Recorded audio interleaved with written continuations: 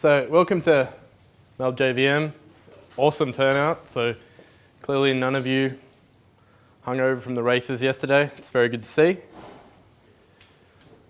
We are, of course, back at Aconex. One day I'll learn how to actually pronounce our sponsor. But don't let that take away from the fact that they're clearly an awesome company because they've got beer on tap and finally guest Wi-Fi, which is awesome. So they, of course, provide the venue, the food, and the beverages, which is the best thing. We'll do our normal raffle, and I'll just check. Do we have any NetBeans users in the room? None again? Oof, geez, they're breeding. Eclipse users?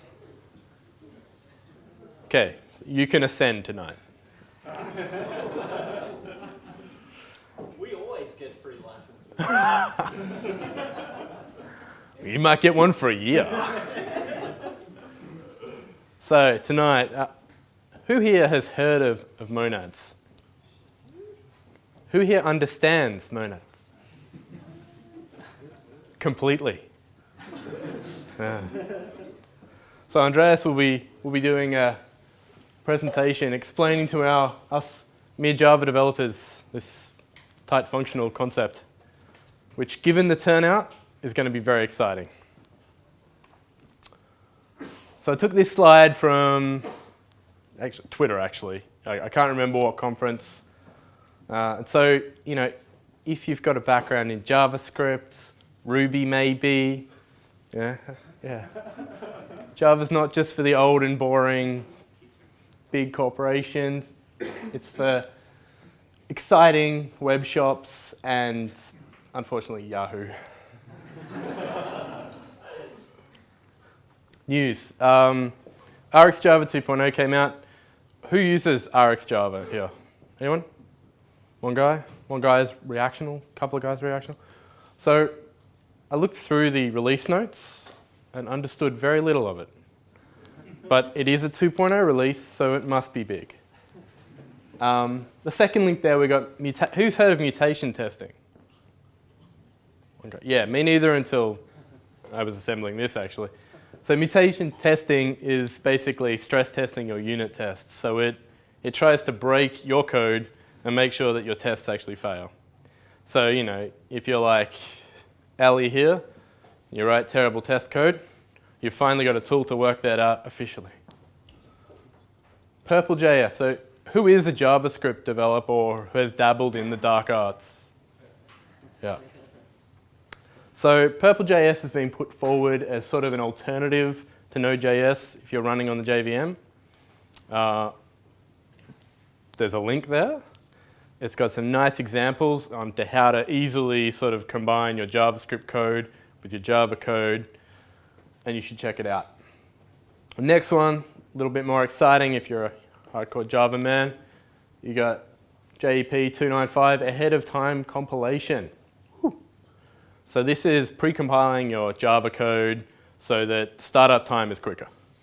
So there's like the second line in this JEP is this will not make your code run any faster, but it will make it start faster. And I think this is scheduled to be included in Java 9, which is really good because I think if there's one good thing to come out of them constantly delaying it, it's more new features. SDK Man. Has anyone heard of this? Okay. You probably posted it, and that's the reason it's on the slide. So if you come from sort of the Ruby world or the Node world, you've probably used RVM, NVM. So SDK Man is kind of like that for the JDK, or really the ecosystem. So it can install a bunch of different sort of Java tooling. Except JVM itself. Except the JVM itself. I'm going to assume that's a licensing thing.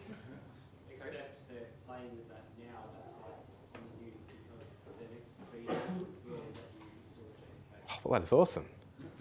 So not only will it install all of your awesome Java tools, next version will install the JVM. Cool. If you've ever played around with Java versioning on Linux, it's good to have a piece of tooling that helps you out. Parsing JSON is a minefield. Did anyone read this article? One guy? Really? Come on, guys. Read your quality links. So this was sort of like a guy doing a bit of a stress test of different JSON parsing libraries. And what he found was there were basically no two that were the same. They always had some slight difference. Some things failed when they should have passed. His point is, be afraid. Apparently, you know, a bad bit of JSON can bring you to your knees.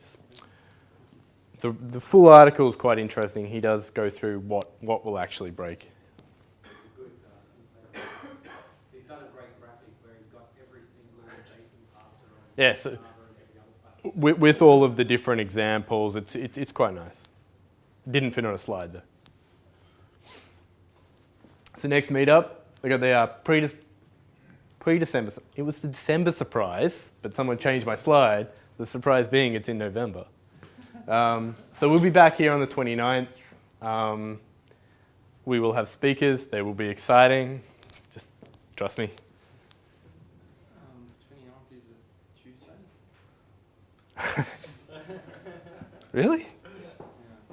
Really?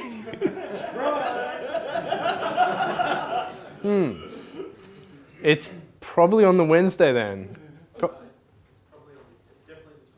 It's definitely the 29th. It may not be the Wednesday. The surprises keep on coming. And in mid-November, we're going to have another Hack Nights. So we're just organising the location and sponsorship for that now. So keep an eye on Meetup for when that comes. And as always, everyone is welcome. So you can connect with our various social channels, Facebook, Twitter, LinkedIn, YouTube, the blog, or the brand new Slack channel, which is actually not that brand new. We just never put it on the slide before.